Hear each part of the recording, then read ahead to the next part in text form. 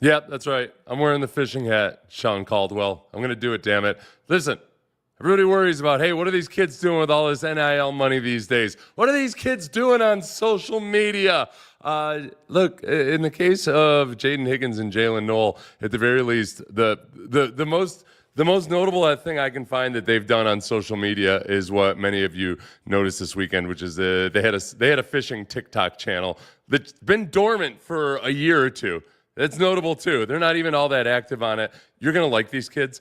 You're gonna like them a lot. They both get up and you see him talk and you think, okay, well, he must have been a student council president or something. And I know first and foremost you want them to be good football players, but that's all. The football side's all taken care of. This is the time of year when you fall in love with your draft picks. This is a little glimpse into how Jalen Noel and Jayden Higgins spent their time in college. All right, y'all. Starting the morning off with a dink, but the goal is today to catch more fish than Jaydin. That's what we doing. Gosh. Oh, he might have the biggest of the season. I got a little chunky one. He probably like a, you feel me? Yeah. A little chunky mug. Third fish of the day for me, yeah. A little dirty. That was it. And I actually edited it down. Minimal editing. That's important too. It's not like they went and added a whole bunch of graphics and transitions or anything. Just a couple of guys who like fishing. Look, there's a lot to like about the football side of things. The first time we got to see them talk as Texans was in Friday after rookie minicamp.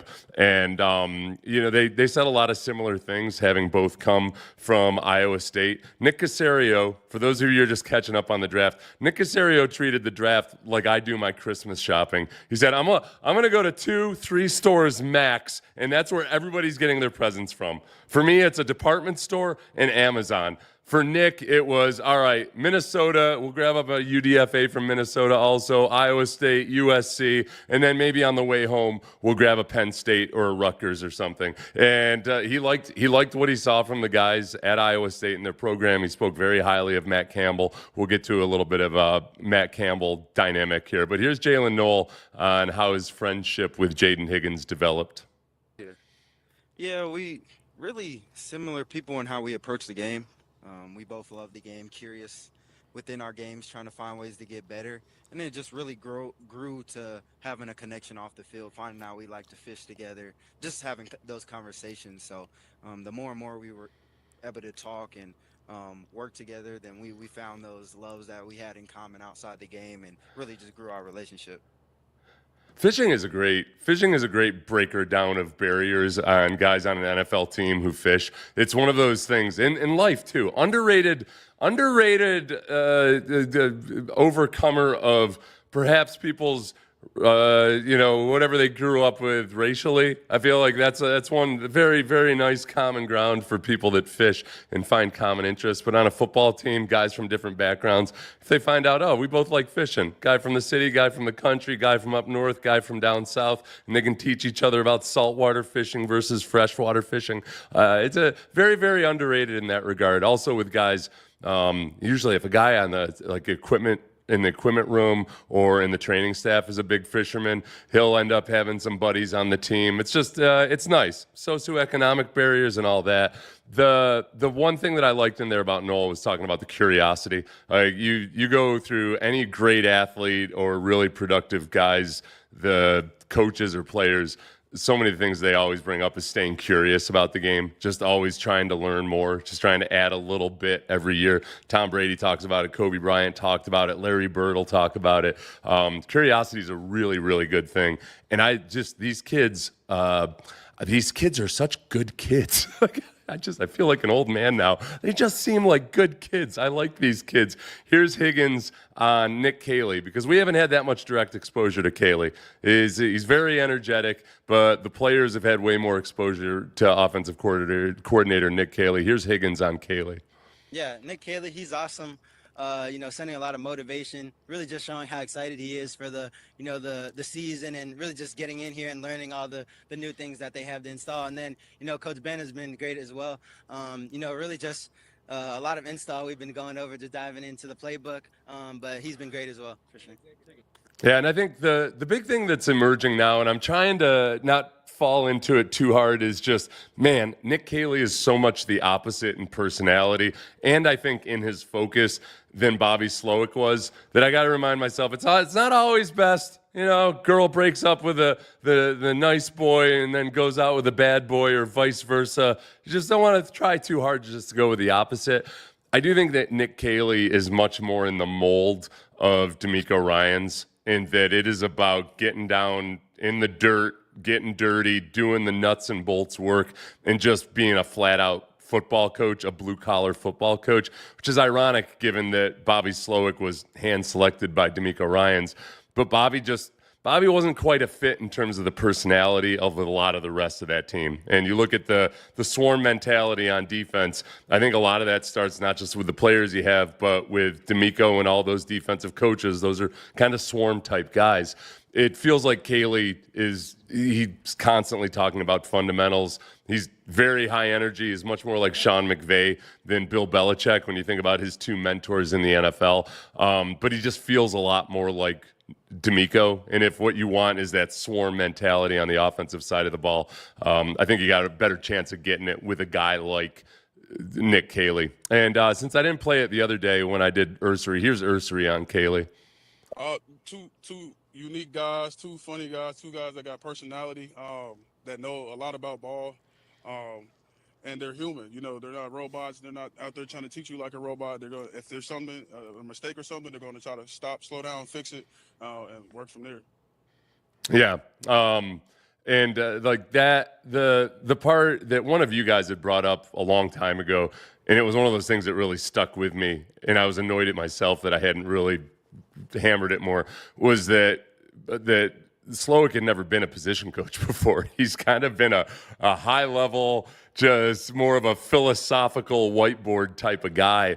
And when it comes to things like engineering a run game and understanding how to just design all elements of the game and how it transfers over to the players, and really from a player's perspective, sometimes coaches are asking you to do stuff that it's just way too hard to do mentally, that you're just asking guys to make decisions or have responsibilities that just don't make a whole lot of sense. So the sense I got with Slowick in hindsight, and increasingly at the time, was that you think about a company where maybe you've got engineers, but then you got the people who produce the product, and there's a disconnect. If the engineers don't quite get it, you know, if it's some kind of car company where the engineers just still don't quite understand the actual challenges of getting the product out or fixing vehicles as it actually works on the floor, then you got a disconnect and you got a problem there. And some of the disconnect with the Texans last year, I think, was more between, you know, I don't even throw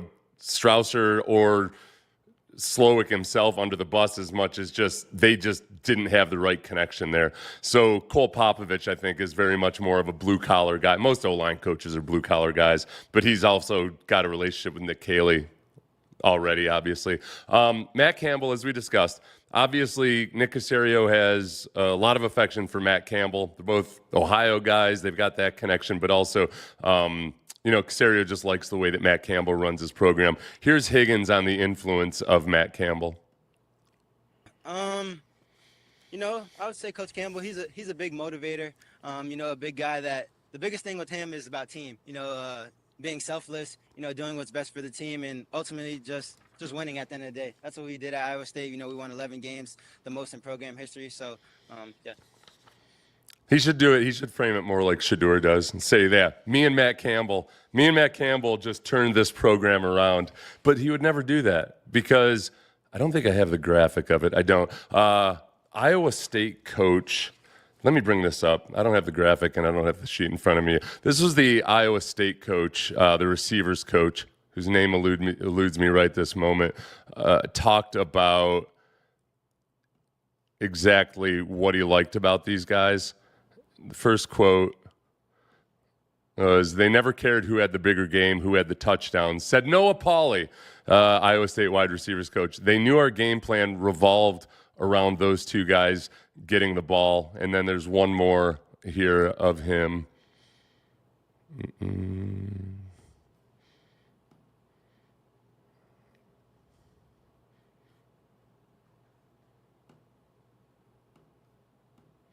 One week Jaydin would go off and vice versa. I've never coached two guys that truly see joy in seeing the other have success. It's kind of what Iowa State is, Pauly continued, referencing their unselfishness. And that's what we had heard about these guys. So I think, as we talked about in one of the streams this weekend, it's great to want a good culture and to try to build a big culture. The real test and the hard part is you can't be bringing guys in simply because they're good culture guys.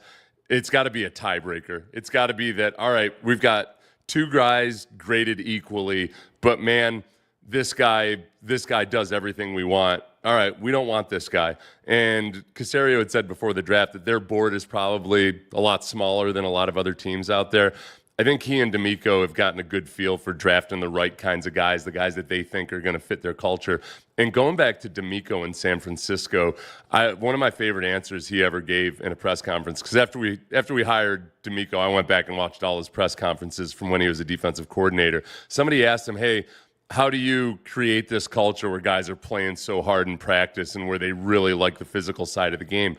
And D'Amico said, we don't talk about it much. We've got a standard and I've got the right kinds of guys. And it's nice. It's nice when you got the right kind of guys that you can just tell them what the standard is and those guys try to live up to it. I feel like these last three drafts, they've done a good job of getting those guys. There's going to be swings and misses on various players, but there are some guys that were drafted in 21 and 22 that I think might have been good prospects. You understand why they got drafted, this, that, the other, but they just didn't quite fit the same mold. And I don't want to throw Kenyon Green under the bus. I'm hoping it works out for Kenyon Green. I think he's just had a lot of bad luck on the injury side of everything, but I'm not so sure that he was quite the same mentality of a lot of the guys that are there now.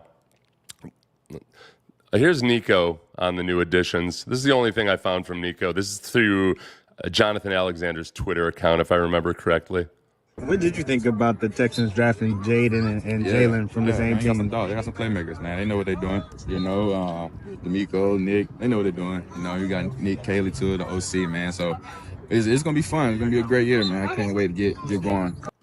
Yeah, Nico hasn't paid attention to any of this, which I wholeheartily endorse. I think sometimes when you're a veteran player, if you're not a guy that follows the draft, you come in and a lot of the writers forget that most of the players aren't consuming the draft 24/7 unless they're hardcore junkies. And so I think Nico probably knows about these guys a little bit. I think CJ had texted both the rookie wide receivers. I think they said Nico hadn't necessarily, and I do not fault Nico for that. They are still rookies.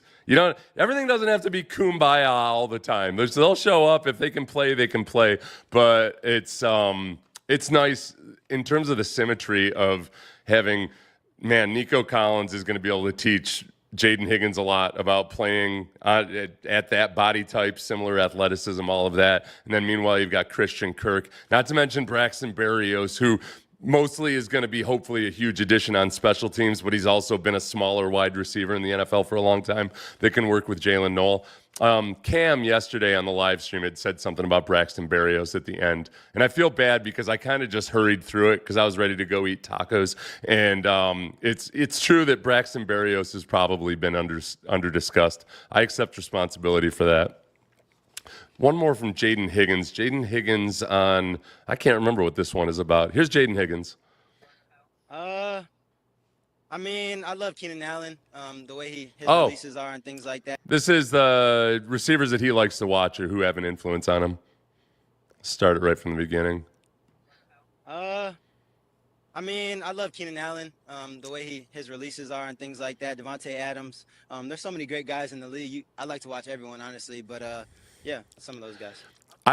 We had talked about this right after the draft. I like that he took a couple of guys who aren't, his prototype body type or what have you. He might have said Mike Evans or Nico Collins or whatever. Those guys have a different skill set than your classic 6'4+ wide receiver. And when it comes to some of the releases, you see evidence of it in Jayden Higgins. He just needs to keep refining it. You don't want him to necessarily be as unorthodox as Keenan Allen, but you like that he's looking outside of where he is. Just exactly how can I pick up some of this as well as all the bigger stuff. And then he's going to have Andre Johnson around too, if you want to learn about how to be a How do you like to be a bigger wide receiver and make it? Andre Johnson did a pretty good job of it.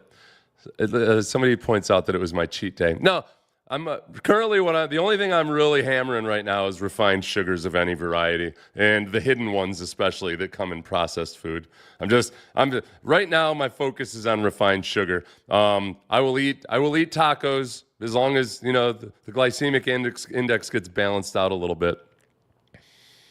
It's so crazy having a prominent culture type of team, having come from an era where we had absolutely no culture. And one of my complaints about Bill O'Brien, not to harp on this too much, but was that O'Brien, I feel, he kind of swung to that too aggressive side of the pendulum where, man, you're paying guys like Nick Martin and various other guys like you're giving them top 5 or top 10 contracts in the league without having actually produced on the field. That it's not enough. You got to be greedy. No, I want the guys who produce, but yeah, they're also great culture guys. Those are the guys you reward. Maybe a guy produces, but he's a drain on your culture, then you got to figure out a way to move on from him eventually, even after you've spent a couple first-round picks on him. But by the same token, you don't want guys out there who are Johnny Hustle, but don't get they hustle their butts off to not make tackles or to get tackled or whatever it is. Like I had a friend who transferred to Cornell from Air Force Academy once,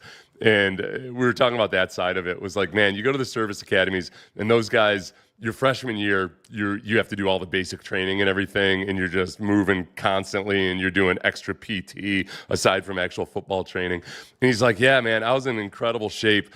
And really though, but I was not big and strong enough to play football. So I just had really good endurance for getting my ass kicked all day long. I could get my ass kicked all game long and never get tired. But that was, you don't want a bunch of guys out there who can get their ass kicked all day long, but they do it with the right kind of attitude. I would not fight Higgins.